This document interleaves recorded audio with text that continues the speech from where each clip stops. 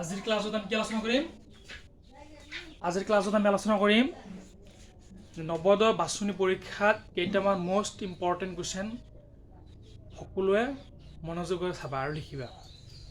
প্ৰথমটো কুৱেশ্যন আমাৰ আগত আছে 1/15 এক পঞ্চমাংশ। পঞ্চমাংশ মানে কি?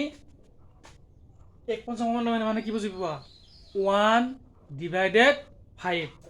So option number 1 দিছে আমাৰ আগত 1/60, option number 2 দিছে 1/80, option number 3 দিছে 1/65, option number 4 দিছে 1/75। এবাৰ চাবা 1/15 1 সলিউশন যদি আমি কৰো, সমাধানটো যদি আমি কৰো সলিউশন কি হ'ব যে 1/15 ইয়াত 15 মানে কি?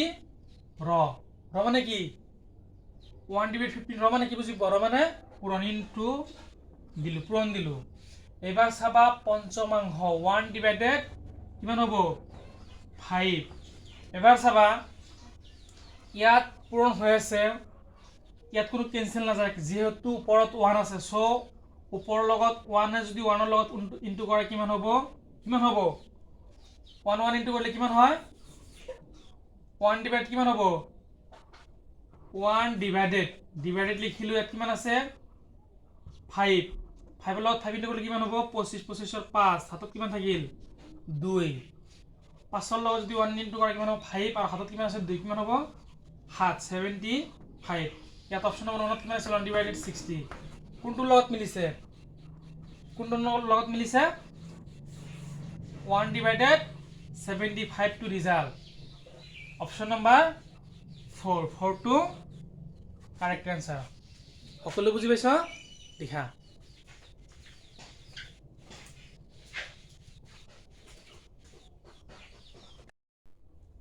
কুৱেশ্যন নং 2 চাবা। কুৱেশ্যন নং 2 কি কৈছে?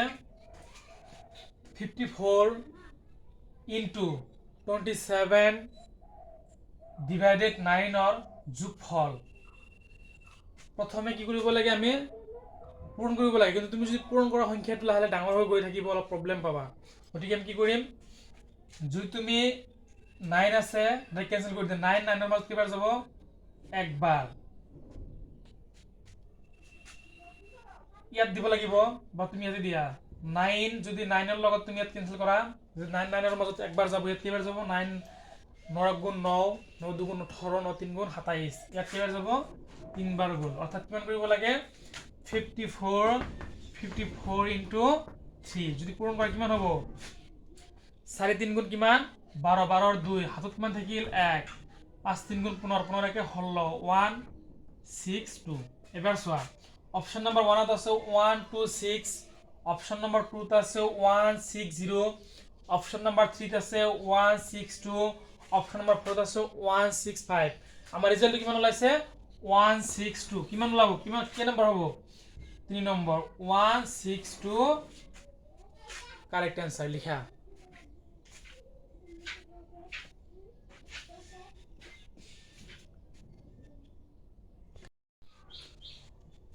क्वेश्चन नंबर 3 চাবা। क्वेश्चन नंबर 3 কৈছে আমাক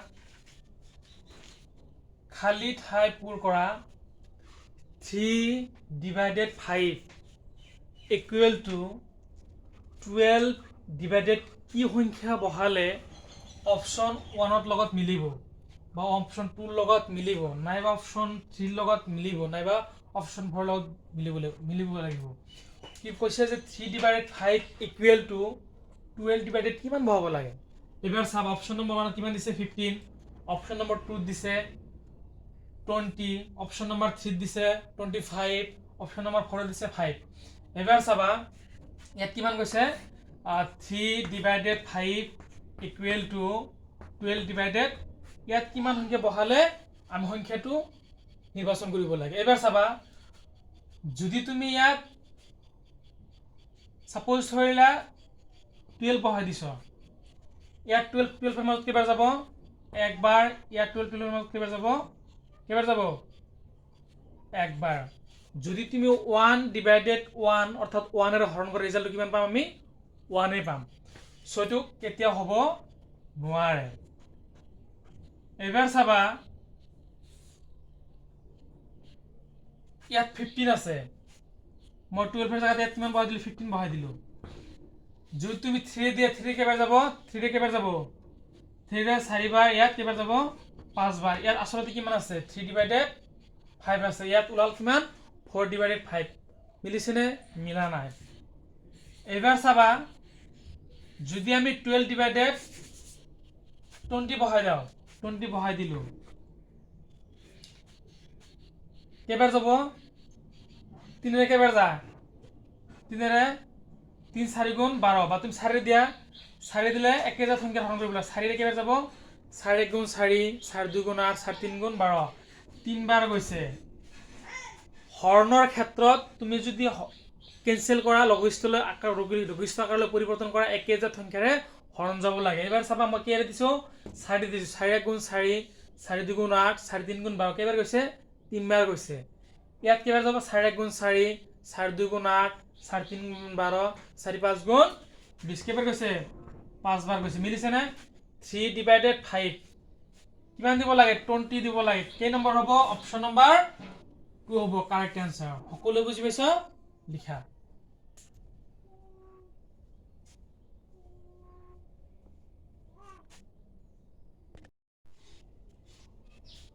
কোশ্চেন নং 4 চাবা কোশ্চেন নং 4 চাবা কেনেকৈ সলভ কৰা হয় 1 of 2 divided 3 into 1 of 3 divided 5 equal to কিমান হ'ব এই কোশ্চেনটো নবোদয় পৰীক্ষাত নবোদয় বাছনি যেটো পৰীক্ষা হয় পৰীক্ষাত 1995 চনত আহি গৈছে এবাৰ চাবা অপচন নম্বৰ 1 দিছে 2 of 2 divided 3 অপচন নম্বৰ 2 দিছে 1 of 2 divided 5 অপচন নম্বৰ 2 3 দিছে 2 of 2 divided 5 অপশন নম্বৰ 4 দিছে 1 of 5 divided 8 এবাৰ চাবা আমি সলিউশন কৰি চাম চাবাছো 1 of 2 divided 3 into 1 of 3 divided 5 এবাৰ চাবা নিয়ম হল ইয়াত 1 of 2 divided 3 আছে এটো কি কৰিব লাগে 3 লগত 1 ইনটু কৰিলে কিমান হ'ব 3 গুণ 3 আৰু 2 যোগ কৰিলে কিমান হ'ব 5 হ'ব 5 ডিভাইডেড 3 ইয়াত কি আছে পূৰণ আছে পূৰণ দিলো 5 ৰ লগত 1 ইনটু কৰিলে কিমান হ'ব 5 ৰ গুণ 5 পৰ 3 আছে যোগ কৰিলে কিমান হ'ব 8 ডিভাইডেড 5 এবাৰ চাবা ইয়াত আছে 5 ডিভাইডেড 3 ইনটু 8 ডিভাইডেড 5 5 ইয়াত তুমি যদি ইয়াৰ লগত কেনসেল কৰিব পৰা গলা হয় কেনসেল কৰিব পাৰিলে হয় যদি তুমি ইয়াৰ লগত ইয়াত কেনসেল কৰিব পৰা কি কেনসেল না যায়বা চাবা ইয়াত আছে মৌলিক সংখ্যা ইয়াতো মৌলিক সংখ্যা ইয়াত আছে মৌলিক সংখ্যা আছে নেকি নাই ইয়াত আছে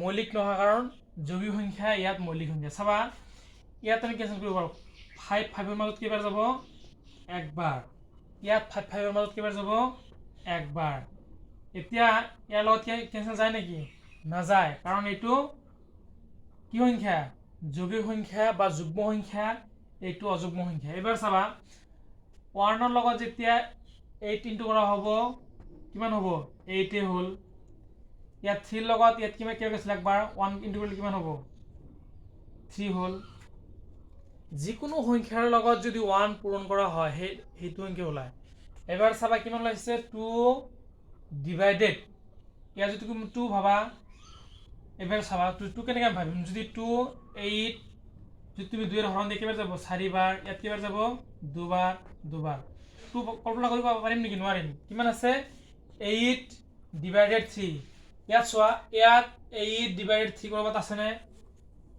নাই কিহত লব লাগে সমস্তত লব লাগে এবাৰ চাবা যেতিয়া আমি সমস্তত লম সমস্ত ললে কি হ'ব তোমাৰ ইয়াত কিমান আছে 8 হৰণ দিয়া কি হয় 3 ৰে কেবাৰ যাব 3 দুগুণ 6 দুবাৰ গ'ল ইয়াত 6 লিখিলোঁ বাকী কিমান থাকে 2 তাৰমানে কিমান লিখিব লাগে 3 অফ কিমান লিখিব লাগে কেইবাৰ যাব দুবাৰ বাকী কিমান থাকে 2 থাকে ইয়াত কিমান লিখিব লাগে 3 2 of 2 divided 3 এবাৰ চাবা 2 of 2 divided 3 কে নম্বৰত আছে অপচন নম্বৰ কিমানত আছে 2 of 2 divided 3 অপচন নম্বৰ 1 এটো কারেক্ট आंसर লিখা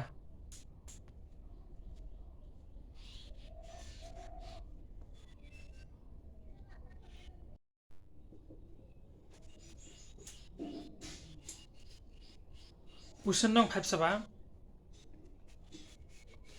3 of 1 divided 2 আৰু 3 of 1 divided 2 পূৰণ ফল হৈছে এই কোৱেশ্চনটো 1995 চনত আহি গৈছে এবাৰ চাবা এবাৰৰ কাৰণে ইম্পৰ্টেন্ট তোমালোকৰ কাৰণে ভাল আৰু ভাল প্ৰসেসিং মই কিছুমান নিৰ্বাচন কৰি তোমালোকক দি আছো ইম্পৰ্টেন্ট চাই কোৱেশ্চন নম্বৰ 1 আছে অপচন নম্বৰ 1 আছে 7 অপচন নম্বৰ 2 আছে 9 of 1 divided 2 অপচন নম্বৰ 3 আছে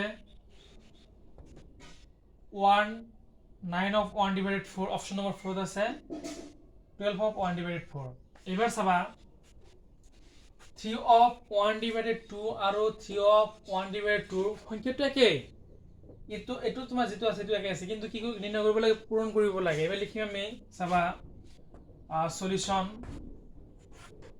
3 of 1 divided 2 পূৰণ কৰিব হৈছে 3 of 1 divided 2 এবাৰ চাবা প্ৰথম আমি সমস্তখিনি ভাঙি লম তাৰ পিছত আমি মান নিৰ্ণয় কৰিম তাৰ পিছত এবাৰ চাবা 3 ৰ লগত যদি 2 পূৰণ কৰা হয় কিমান হ'ব 3 2 গুণ 6 ওপৰত 1 আছে যোগ কৰিলে কিমান হ'ব 7 7 divided 2 হল পূৰণ এটো সেম হ'ব 3 ৰ লগত যদি তুমি 2 পূৰণ কৰা কিমান হ'ব 6 হ'ব ওপৰত 1 আছে 7 হল 7 divided 2 এবাৰ চাবা ইয়াত গোটেইখিনি মৌলিক সংখ্যা হৈ আছে এবাৰ ওপৰৰ সংখ্যাৰ লগত পূৰণ কৰা তলৰ সংখ্যাৰ লগত পূৰণ কৰা এবাৰ চাবা 7 ৰ লগত 7 পূৰণ কৰিলে কিমান হ'ব 49 49 ডিভাইডেড 2 দুগুণ কিমান হ'ব 4 এবাৰ চোৱা ইয়াত কত 49 অপচন চোৱা ইয়াত কত 49 ডিভাইডেড 4 নাই আছে নে নাই এবাৰ কি হত লব লাগে আমি সমস্তত লম এবাৰ চাও সমস্তত ললে কেনে কৰিব লাগে সমস্ত চোৱা ইয়াত আছে 49 ভিতৰত 49 কিমান আছে 4 4 মাজত কিবা যায় একবাৰ ইয়াত 4 মই লিখিলো 8 টানি দিলো 9 টো নমাই দিয়া 4 অৰ্থাৎ 4 9 মাজত কিবা যাব দুবাৰ গ'ল কিমান হ'ব 8 4 2 গুণ 8 9 ৰ পৰা 8 গ'ল কিমান থাকে 1 এবাৰ চোৱা কিমান ওলাইছে 4 of 12 divided কিমান 4 নেকি কিমান ওলাইছে ইয়াত যে 4 লিখি দিয়া হৈছে নেকি হোৱা নাই এবাৰ চাবা গোটেইখিনি মই মুছি দিছো এইখিনি চাবা কি ধৰণ কৰিছো 4 দি প্ৰথমে 4 টো লিখি দিয়া 4 লিখি দিলো মই কেবাৰ গৈছে 12 বাৰ 12 লিখিলো বাকি কিমান আছে 1 লিখিলো কিমান আছে 12 of 1 divided 4 কি নম্বৰত আছে 12 of 1 divided 4 আজিৰ ক্লাছত 5টা গণিত আলোচনা কৰিছো পৰৱৰ্তী ক্লাছত আকৌ আমি এনেকৈ 5টা পাৰ্ট 1 পাৰ্ট 2 পাৰ্ট 3 এনেকৈ গৈ থাকিম তোমালোকে আশা কৰো তোমালোকে যিসকল ছাত্ৰ ছাত্ৰীয়ে ভালকৈ অধ্যয়ন কৰিবা প্ৰেক্টিছ কৰিবা তাৰ জৰিয়তে নৱোদয় বাছনি পৰীক্ষা তোমালোকে সিট পাবা মই আশা কৰো কিন্তু যদি কোনোবাই অধ্যয়ন নকৰে ভালকৈ প্ৰেক্টিছ নকৰিলে কেতিয়াও সাকসেস হ'ব নোৱাৰে এবাৰ চাবা মই যেটো কোৱেশ্চনটো 5 লিখিছো তুমি যদি এবাৰ চোৱা তুমি কেতিয়াও লিখিব নোৱাৰা পৰীক্ষাত যদি পৰীক্ষাত আহে কিমান চনত আহি গৈছিল 1995 চনত এই কোৱেশ্চনটো যদি তোমাৰ এবাৰ আহে তোমালোকৰ বছৰত যদি আহি যায় তোমালোকে যদি প্ৰেক্টিছ নকৰা ভালকৈ কেতিয়াও লিখিব নোৱাৰা ডাইৰেক্ট কোনোবাই এবাৰ চাই কেনে বা এবাৰ লিখি কিনে কোনোবাই লিখিব নোৱাৰে তোমাৰ ওপৰতে নিৰ্ভৰশীল। গতিকে মই ভাবোঁ তোমালোকে ভালকৈ অধ্যয়ন কৰিবা আৰু মোৰ পৰৱৰ্তী যিসকলে মোৰ এইটো ক্লাছত এটেণ্ডেণ্ট আছে, গতিকে পৰৱৰ্তী ক্লাছত যাতে সকলো এটেণ্ডেণ্ট থাকে তাৰ কাৰণে মই আশা কৰিছোঁ। ধন্যবাদ। লিখা।